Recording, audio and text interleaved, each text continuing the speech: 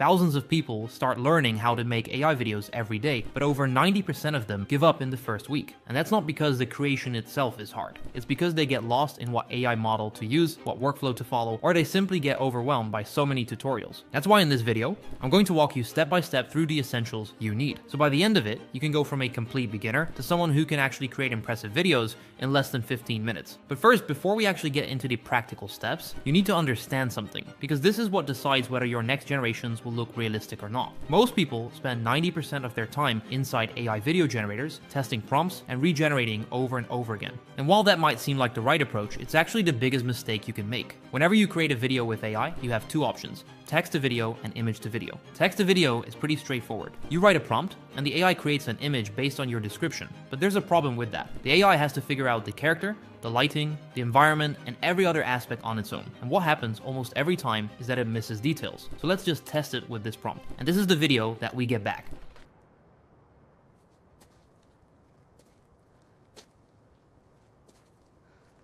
As you can see, it looks pretty decent and most of the details are there, but it didn't really add everything I asked for in the prompt. And this is not even the biggest problem. Here's what I get if I regenerate the same video with the exact same prompt as before.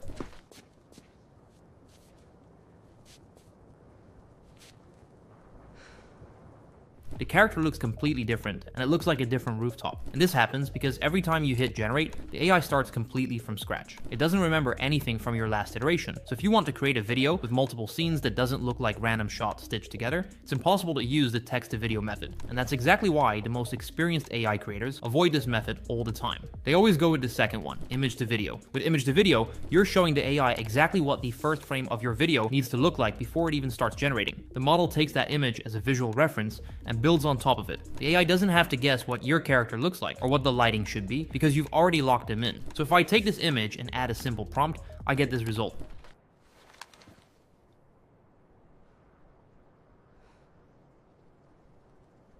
It kept all the details in place, but on top of that, here's the video if I modify the prompt.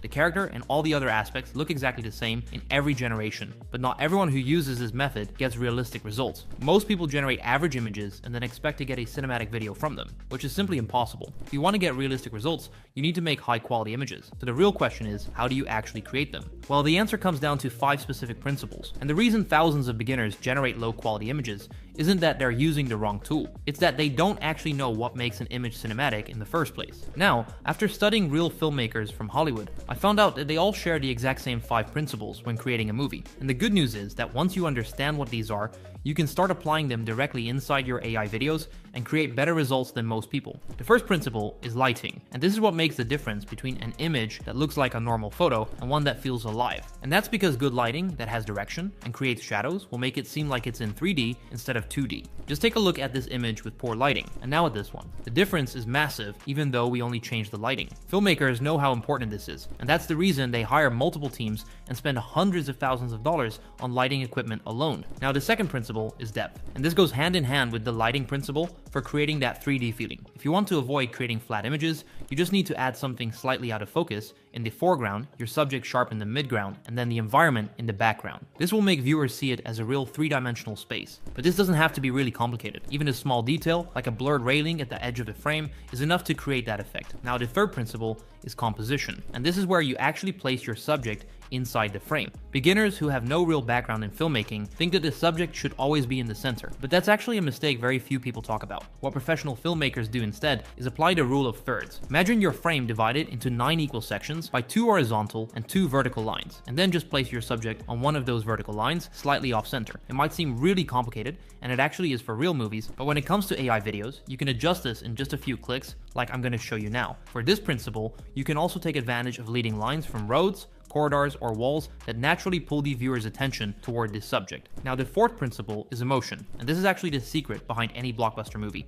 All the cinematic scenes and characters are important, but what really makes them special are the intense emotions behind them. So before you even start generating your images, you always need to think, what should the viewer feel? Because once you know the emotion you're going for, everything else falls into place. You'll know exactly what lighting to use, the composition, and all the scenes. But if you skip it, you'll end up making all those technical decisions randomly, and the final result will feel low quality. So if you want to take full advantage of this principle, you need to also use the fifth principle, which is color. Every color you see has a feeling behind it, and that's why real filmmakers study them so much. Warm tones like reds, oranges, and golds naturally push toward intensity, tension, and passion. Cool tones like blues, teals, and grays push toward calm, distance, and isolation. So once you know the emotion you want to create, you basically already know which direction your colors should go. And now that you are aware of this, you'll easily avoid mixing warm and cool tones. These 5 principles are what every experienced creator applies in his AI projects. But just knowing them is not enough, you still need to know how to practically use them. To show you how that works, I'm going to go over to Higgsfield. If you've never heard of Higgsfield before, it's one of the most popular all-in-one platforms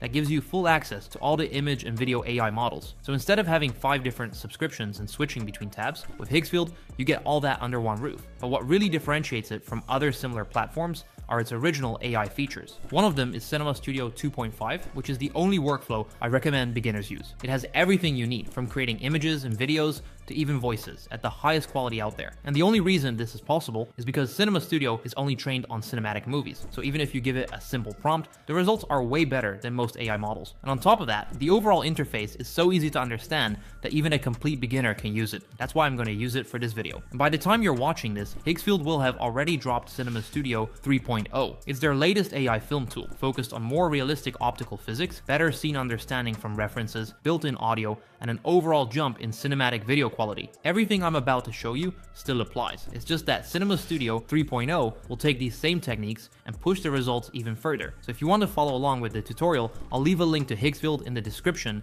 where you can sign up. Once you're inside the platform, this is the home page you'll see. Now, I'll go to Cinema Studio 2.5 and select the image section because I want to generate the location for my video. For this, I'll select the location option and then create the prompt. For the scene location, I'll choose a rooftop over a war-torn city. For the emotions inside, I'll go with tension and urgency. To emphasize that, I'll use warm tones like orange and red in this sunset light that creates dramatic shadows. Here's the exact prompt I'll use for it, and here's the result we get back. Even from a fairly simple prompt, the result already looks like it was made by a real production team, and you can definitely feel the intensity inside, so I'll save it as a new location. This allows me to see exactly how the environment will look before animating anything, which is crucial for not wasting my credits. Now let's go and create the character. But you need to be really careful here, because if you're not doing this right, your character might look different with every generation, even though you're using the image to video method. And honestly, this is the biggest trap when it comes to generating AI videos. I see too many people falling into it, so let me show you the proven way to generate consistent characters throughout generations. Just a few months ago, this required a lot of effort to set up, but now you don't even need to write a single prompt. And all of that is thanks to Cinema Studio. So once you're inside,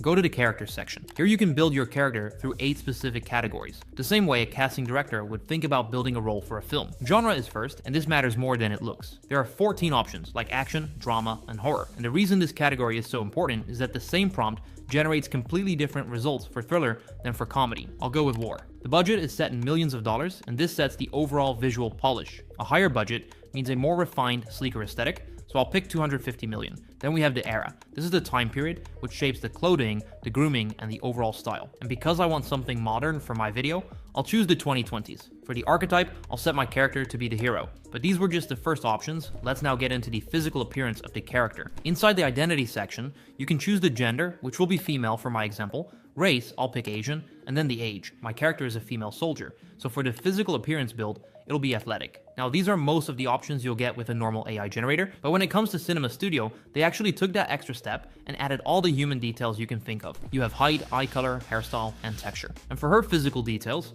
I'll go with brown eyes, brown hair with a fringe, and a wavy texture. There are a few more options you can choose from, like the outfit or even adding tattoos, so I'll add that too. Now I'll click generate. She looks exactly like I was expecting. Look at the textures on her. It's nowhere close to that regular AI plastic texture you get with most generators. Higgsfield really nailed every detail, and that's because it was trained on cinematic only data. And what this means in practice is that you can use this exact character across all your different scenes, and it'll always look like the same person, no matter what location, lighting, or mood you choose. Now go back to the image section and select scenes. This is where you combine the character and the location we just created into a single shot. And it's also where all 5 principles come together for the first time. So select your character and your location, and then set the resolution to 4K to get the best quality possible. Then for composition, I'll place her on the left third of the frame with the ruined city creating leading lines behind her. For depth, I'll add a piece of debris out of focus in the foreground her in the midground, and let the skyline stay in the background. Now I'll hit generate, and here's what we get back. Even as a still image, you can already feel the tension on her face. But I want to go even further and make it more realistic. For this, Cinema Studio gives you a full set of editing tools to refine it. One of the most important ones is color grading. At the top of the panel, you'll find presets like natural, split tone, and cinematic. These are the fastest ways to shift the overall mood of the image in one click. So pick the one that matches your emotion. Once you have a direction you like, you can go into the color settings for more control. This is where you adjust the temperature, hue, saturation, and contrast all in one place. Temperature lets you push the entire image warmer or cooler. So if your scene is supposed to feel cold and distant, but the generation came out too warm, this is where you fix it. Next is bloom, which adds a soft glow around the bright areas of the frame. Then there's halation, which simulates the red glow that forms around highlights on real film. You can also layer in film grain for that cinematic texture. And here's the result. The difference between the before and after is not huge, but these small details are what make people watch it or not. But if you don't want something extremely detailed and specific, the color presets cover everything you might need. However, there are a few simple settings that make a massive difference. Everyone should know what these are and how to use them. One is relight. This lets you change the lighting direction after the image is already generated. So if the scene looks right but the light is hitting from the wrong angle, you don't need to regenerate the whole image, hoping you don't lose important details. Knowing these features alone makes you an intermediate AI user. But there's one more step you need to take: how to turn your image into a high quality video. This is pretty straightforward, but you still need to be really careful here, because if you get this wrong, you'll burn through credits and still end up with unusable results. One of the biggest mistakes you can make here is to write a huge prompt, trying to explain all the motions, emotions, and actions you want to have inside. And that's because the video model gets confused and the output is not going to be the one you expect. And honestly, this is the part where I see people give up because they think the tool isn't good enough when the real problem is their approach. In reality, it's way easier than you think. The video section inside Cinema Studio gives you dozens of pre-built options that handle all of that for you. Instead of spending time trying to describe everything in one prompt, you just write the action you want in plain English and set the rest from the controls. So let's go to the video section and select single shot. First, upload your reference image as the starting frame and add your character as well as the location. Now, before you write anything, you can already set most of what you need from the pre-built options. The first is the emotion setting for your character. You can choose from options like hope, anger, and even fear. The model uses this to adjust the character's expression and body language throughout the entire scene. For this shot, I want her to feel tense but focused, so I'll go with this. Then there's genre, which tells the model the overall energy and pacing of the video. And just like with the principles, this one decision shapes how everything else moves and feels. For a military rooftop scene at golden hour, I'll go with action. Next is camera movement, and here, Cinema Studio gives you a full range of pre-built options from slow pushes and dollies to even a 360 roll. For this shot, I want a slow cinematic push toward the character as she scans the horizon. Then, for the motion prompt, you just describe the action in plain English. And the last setting before generating is the speed ramp, which controls how the movement feels emotionally. You can leave it on auto, but if you want full control, you can put it on slow for more tension, or make it faster for urgency and action. I'll keep it slow here, because I want the viewer to feel that tension for a couple of seconds before the next scene comes. And here's what we get back.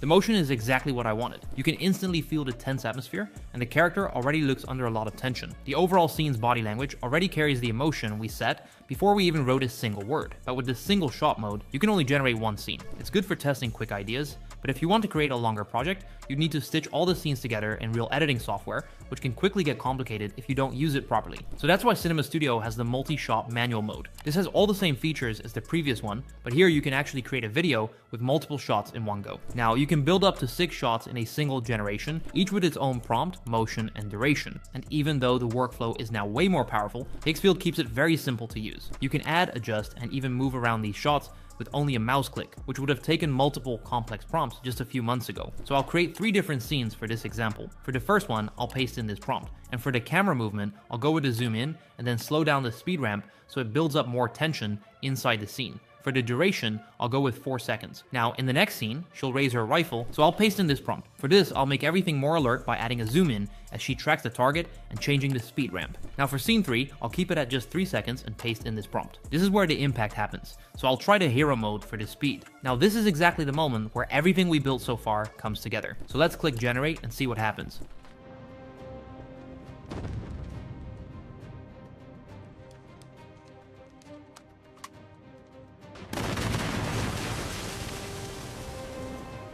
the character stays consistent across all 3 scenes, the pace follows the exact emotional arc we planned, and everything looks cinematic. It's actually insane what you can build in just a few minutes as a complete beginner. Now at this point, you already have a full cinematic video, but if you want to take this even further, there's one more thing you can do, and this is where one of the newest AI models comes in. I'm talking about Seedance 2.0, which is finally available inside Higgsfield. Now what makes this different is the way it works with references. Instead of starting from an image, you can actually take an entire video and use it as a reference to create a new one. And what it does behind the scenes is that it rebuilds your video in a completely new way while keeping the same structure and motion. This means you can test different styles, change the mood, or even push the realism further without losing the consistency you already have. So here's the new video I got from Seedance just by referencing a video and using this prompt.